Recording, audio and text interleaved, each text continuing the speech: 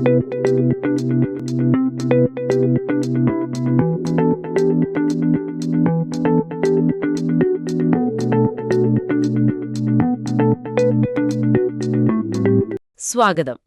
ഒരാളെ വാക്കുകളുകൊണ്ട് എങ്ങനെ ജീവസുറ്റ രീതിയിൽ വരച്ചുകാട്ടാം, ഇന്ന് നമ്മൾ അതിലേക്കാണ് ഊളിയിടുന്നത്. നിങ്ങളുടെ കൈവശമുള്ള ഈ പഠനസഹായികളും കുറിപ്പുകളും വെച്ച് ഒരാളുടെ രൂപവും ഭാവവും പിന്നെ സ്വഭാവവും പകർത്തുമ്പോൾ ശ്രദ്ധിക്കേണ്ട കാര്യങ്ങൾ നമുക്കൊന്ന് അടുത്തു പരിശോധിക്കാം. തീർച്ചയായും. പലപ്പോഴും നമ്മൾ ഒരാളെ കാണുമ്പോൾ ശ്രദ്ധിക്കുന്ന ഉയരം, തടി, പ്രായം പോലുള്ള കാര്യങ്ങൾ. അതുമാത്രമല്ല, അവരുടെ മുഖഭാവങ്ങൾ, വസ്ത്രധാരണം, ചിലപ്പോൾ എന്താ പറയുക, സൂക്ഷിച്ചു നോക്കിയാൽ മാത്രം കാണുന്ന ശീലങ്ങൾ, സംസാരരീതി, നടത്തം പോലും. ഇതൊക്കെ എങ്ങനെ വാക്കുകളിലേക്ക് കൃത്യമായി മാറ്റാമെന്നതാണ് പ്രധാനം. നിങ്ങളുടെ ഈ രേഖകൾ അതിനുള്ള നല്ല സൂചനകൾ നൽകുന്നുണ്ട് ശരിക്കും. അതെ, ഇതൊരു നിസ്സാര കാര്യമല്ല. ഒരു ജോലിക്ക് അപേക്ഷിക്കുമ്പോഴോ കണ്ടുമുട്ടിയ ഒരാളെക്കുറിച്ച് മറ്റൊരാളോട് വിശദീകരിക്കുമ്പോഴോ എന്തിന് നിർണായകമായ ഒരു സന്ദർഭത്തിൽ ഒരാളെ തിരിച്ചറിയാൻ സഹായിക്കേണ്ടി വരുമ്പോഴോ ഒക്കെ ഈ കഴിവ് വളരെ ഉപകാരപ്പെടും. അപ്പോ എങ്ങനെയാണ് വാക്കുകൾക്ക് ഒരാളുടെ ചിത്രം വ്യക്തമാക്കാൻ കഴിയുന്നത്? നമുക്ക് തുടങ്ങാം, അല്ലേ? തുടങ്ങാം. ശാരീരികമായ പ്രത്യേകതകളിലേക്ക് വന്നാൽ, ഈ ലാങ്കി, അതായത് മെലിഞ്ഞ് നീണ്ട, അല്ലെങ്കിൽ ഗോണ്ട്, ക്ഷീണിച്ച് മെലിഞ്ഞ എന്നൊക്കെ പറയുമ്പോൾ ശ്രദ്ധിച്ചിട്ടുണ്ടോ? ആദ്യത്തേത് ചിലപ്പോൾ ഒരു ഓക്വേർഡ്നെസ് സൂചിപ്പിക്കാം. രണ്ടാമത്തതൊരുപക്ഷേ കഷ്ടപ്പാടോ രോഗമോ ഒക്കെ ഓർമ്മിപ്പിക്കാം. വാക്കുകൾക്ക് അങ്ങനെ ഒരു ഭാവം നൽകാനുള്ള കഴിവുണ്ട്. അതുപോലെ ചബ്ബി, തുടുത്തത്, പിന്നെ സ്റ്റൂപ്പ്, ആ കൂണുള്ള നടത്തം, അതൊക്കെ പെട്ടെന്നൊരു രൂപം മനസ്സിൽ കൊണ്ടുവരും. ശരിയാണ്. ആ വാക്കിന്റെ തിരഞ്ഞെടുപ്പ് അത് വളരെ പ്രധാനം തന്നെ. മുഖത്തിന്റെ കാര്യത്തിലും അങ്ങനെയല്ലേ? ലാർജ് ഫോർഹെഡ്, വിശാലമായ നെറ്റി, ബുഷി ഐബ്രോസ്, കട്ടിയുള്ള പുരികം, പിന്നെ സങ്കൻ ചീക്സ്, ഒട്ടിയ കവൾ, ഹുക്ഡ് നോസ്, വളഞ്ഞ മൂക്ക്. ഇതൊക്കെ വെറും വിവരണങ്ങൾ എന്നതിലുപരി ആ വ്യക്തിയുടെ ഒരു തനതായ ചിത്രം നൽകാൻ സഹായിക്കുന്നു. അതെ.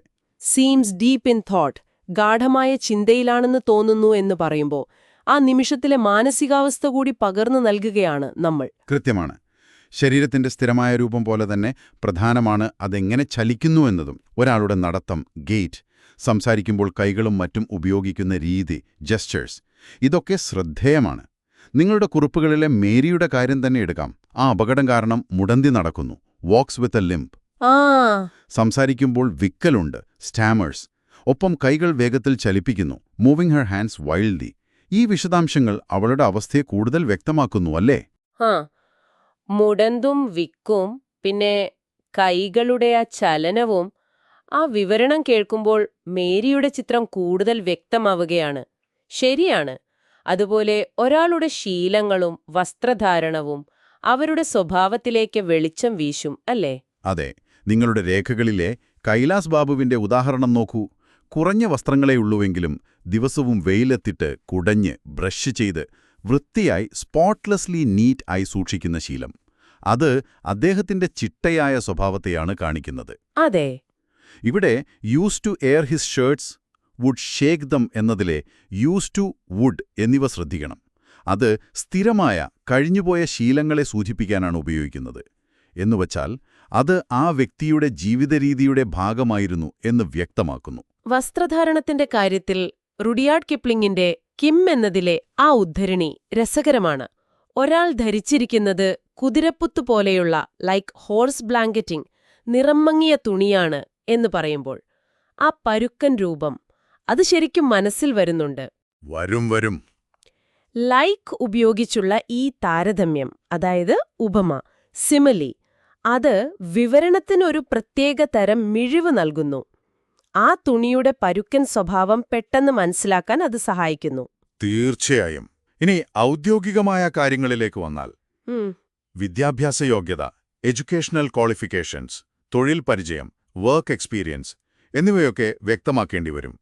എന്നാൽ അതോടൊപ്പം ഒരാളുടെ ഇഷ്ടങ്ങളും അനിഷ്ടങ്ങളും, ലൈക്സ് ആൻഡ് ഡിസ്ലൈക്സ്, പിന്നെ പൊതുവായ സ്വഭാവം, ജനറൽ നേച്ചർ കൂടി ഉൾപ്പെടുത്തുമ്പോഴാണ് ചിത്രം പൂർണ്ണമാകുന്നത്. അക്ബറിന്റെ ഉദാഹരണം അതാണ് കാണിക്കുന്നത്, അല്ലേ? ഫളങ്ങൾ ഇഷ്ടമായിരുന്നു, മാംസം കുറച്ചേ കഴിക്കൂ. ഉദാരനായിരുന്നു, ജനറസ്, ദൈവഭയമുള്ളവനായിരുന്നു, ഗോഡ് ഫിയറിംഗ്. ഇത് അദ്ദേഹത്തിന്റെ വ്യക്തിത്വത്തിന്റെ പല വശങ്ങൾ തുറന്നുകാട്ടുന്നു. അതെ. അതുപോലെ ത്രിഫ്റ്റി, മിതവ്യയി, പേഷ്യന്റ്, ക്ഷമയുള്ള, സ്റ്റോയിക്, വികാരങ്ങൾ അധികം പ്രകടിപ്പിക്കാത്ത തുടങ്ങിയ വാക്കുകൾ ഒരാളുടെ ആന്തരിക സ്വഭാവത്തെയാണ് വരച്ചുകാട്ടുന്നത്. ശരിയാണ്. ഈ സ്വഭാവ വിശേഷണങ്ങൾ പങ്കുവെക്കുമ്പോൾ ഏറ്റവും പ്രധാനം എന്തായിരിക്കും?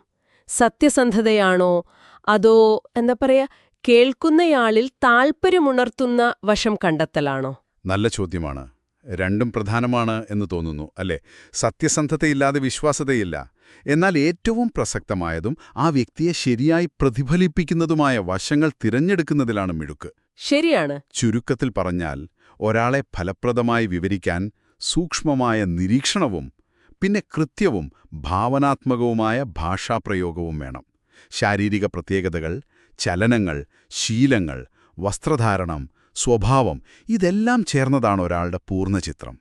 അപ്പോ ഈ ചർച്ചയിൽ നിന്ന് നിങ്ങൾ മനസ്സിൽ കുറിച്ചിട്ട പ്രധാന കാര്യം എന്താണ്? ഒരാളുടെ പുറമേയുള്ള രൂപം വിവരിക്കുന്നതിനപ്പുറം നമ്മൾ തിരഞ്ഞെടുക്കുന്ന ഓരോ വാക്കും, അത് മെലിഞ്ഞെന്നായാലും തേജസ്സുള്ളതായാലും, അത് കേൾക്കുന്നയാളിൽ ആ വ്യക്തിയെക്കുറിച്ച് എങ്ങനെയുള്ള ധാരണയാണ് രൂപപ്പെടുത്തുന്നത് എന്ന് ആലോചിച്ചിട്ടുണ്ടോ?